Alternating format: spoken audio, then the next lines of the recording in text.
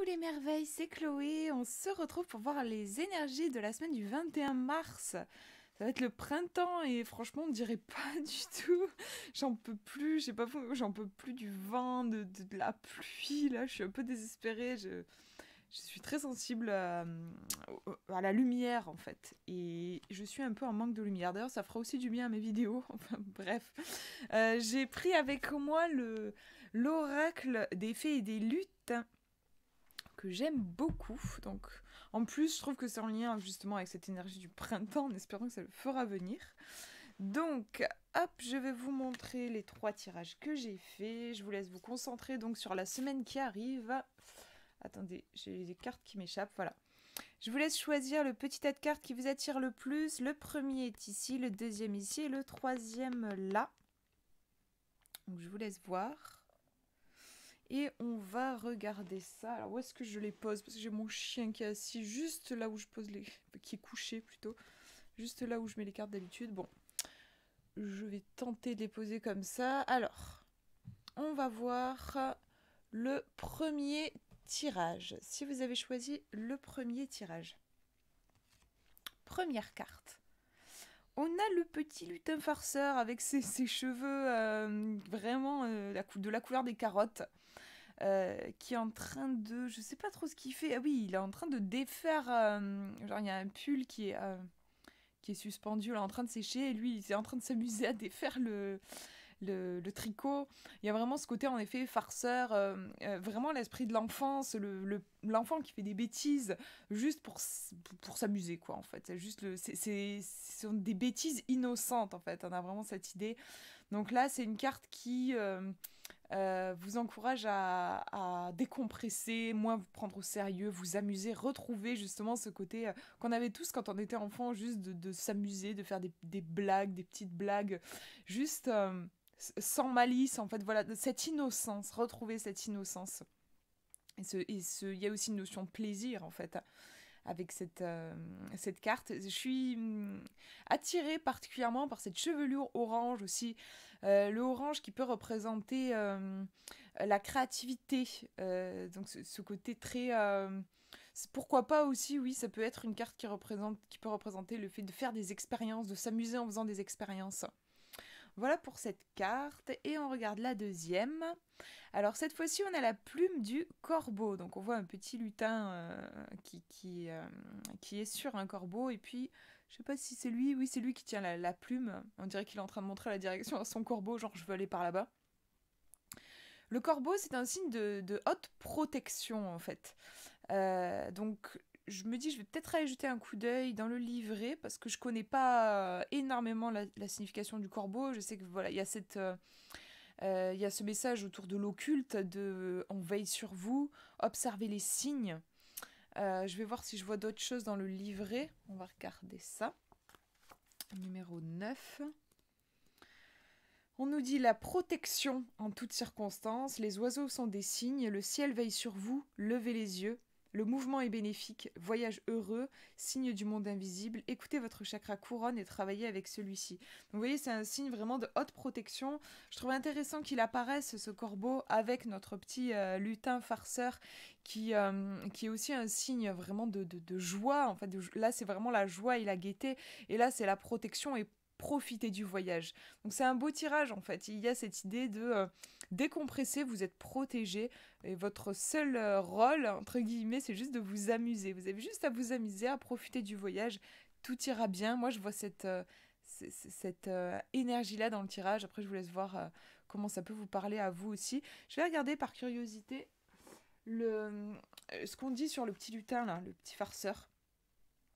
Ressentez la connexion avec votre enfant intérieur, amusez-vous, laissez de côté pendant un temps certaines de vos responsabilités, écoutez votre connexion intérieure, faites des blagues, riez, invitez votre enfant intérieur dans votre quotidien. Chakra sacré et plexus solaire. Donc ouais, moi je dirais amusez-vous et profitez du voyage. Je pense que c'est vraiment ça le message ici. Alors on va regarder le deuxième tirage. Si vous avez choisi le numéro 2, on a la famille des elfes qui apparaît ici. Donc on voit 3 elfes avec comme si c'était des esprits de 3 arbres, en fait. On dirait qu'ils sont vraiment alignés avec les arbres derrière. Donc il y a ici une idée d'ancrage. On a ces créatures très élégantes, en fait. Pour le coup, on n'est pas dans l'énergie du tirage précédent avec le petit lutin farceur et qui fait des blagues tout le temps. On a quelque chose ici de plus ancré, peut-être plus terre à terre, plus... je sais pas trop comment le dire en fait. Je pense que je vais aller chercher dans le livret pour vraiment être au plus juste par rapport à la carte. Alors, je vais vous lire en gros, parce que c'est particulier en fait. Là, on est sur une carte des familles. Donc c'est une carte particulière.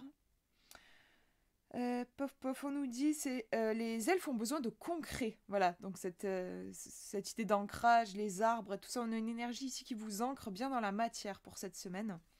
L'équilibre entre l'ombre et la lumière, vos énergies féminines et masculines sont des notions importantes à travailler.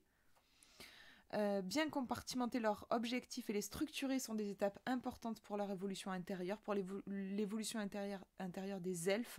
Donc il y a cette idée, on vous conseille cette semaine de bien compartimenter vos objectifs, de structurer votre pensée, d'équilibrer aussi vos activités, éviter les excès. Les elfes aiment aussi s'instruire et lire, donc ça peut être aussi une semaine intéressante pour s'instruire, pour construire bien vos connaissances, pour consolider vos connaissances, voilà. Ces créatures aiment se fondre dans le décor et ne souhaitent pas trop se montrer. On les qualifie de timides ou de réservés, donc c'est plutôt oui un temps voilà pour construire des bases. Et du coup, c'est pas une énergie de showman où on va se montrer, où on va faire la fête et tout ça. On est plus dans cette phase de construction en fait. Je bâtis ce qui est important pour moi. On va regarder la deuxième carte. Alors, deuxième carte, on a l'enjambé du lutin, avec un petit lutin qui se retrouve avec un effet un petit fossé devant lui. Donc, il y a la notion de contrariété, même c'est pas énorme comme contrariété. Bon, peut-être qu'il va estimer qu'il peut sauter ce fossé, ou alors qu'il faut qu'il choisisse un autre chemin. Mais voilà, les choses ne se passent peut-être pas forcément comme on les avait prévues. Je suis attirée par les racines de l'arbre qui sont assez imposantes, et comme les elfes pour moi font le lien ici avec les arbres, j'ai l'impression qu'en fait j'ai l'impression qu'on vous transmet ici un message de ne vous laissez pas déstabiliser par les imprévus. Vous voyez, les imprévus, le petit fossé là, et cet énorme arbre, peut-être un chêne, là où on voit toutes ces racines. Et donc la carte précédente des elfes qui vous parlait de structure, de poser les bases. Donc là, je pense que oui, pour cette semaine, on vous demande de bien vous ancrer, de ne pas paniquer si jamais il y a quelque chose qui ne se passe pas comme vous l'aviez prévu. Il me semble que l'enjambé du lutin, je vais regarder dans le livret, mais c'est une carte aussi qui vous pousse en avant, qui vous conseille de persévérer. C'est pas du tout une carte qui vous dit attention, il y a un précipice devant vous, il faut laisser tomber. Non. C'est au contraire, avancez, continuez, ne vous laissez pas bloquer par les imprévus. On a pour moi ici un tirage qui a vraiment l'énergie du chiffre 4 de l'empereur dans le tarot.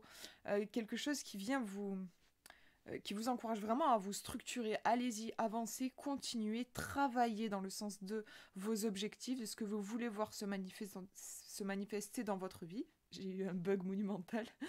Ne vous laissez pas impressionné, déstabilisé par les difficultés. Incarnez vraiment cette énergie de l'arbre. Hein. Vous pouvez d'ailleurs demander, faire une prière aux arbres, vous connecter directement à l'énergie des arbres. J'ai l'impression que c'est quelque chose qui pourrait peut-être vous aider pour cette semaine. Et voilà, j'ai cette structure en moi, et avec cette structure, j'avance. Voilà, on a cette idée ici, je pense. On va regarder l'enjambé du lutin. Je vous lis les conseils enchantés de la carte. Ayez confiance en vos idées, même face à des imprévus. Une aide invisible sera avec vous, n'abandonnez pas. Continuez dans cette direction, tout est possible. Passez au-dessus des obstacles et relevez les défis, vous pouvez le faire. Soyez comme le lutin fou, foncez même si tout vous indique le contraire. Chakra racine, donc ouais, il y a bien cette idée d'ancrage et de je sais qui je suis, je sais où je suis et j'y vais. Et on regarde le dernier tirage. On a la fée de la création qui apparaît ici. Donc c'est vraiment, oui, la fée de la créativité avec son petit pinceau dans la main là.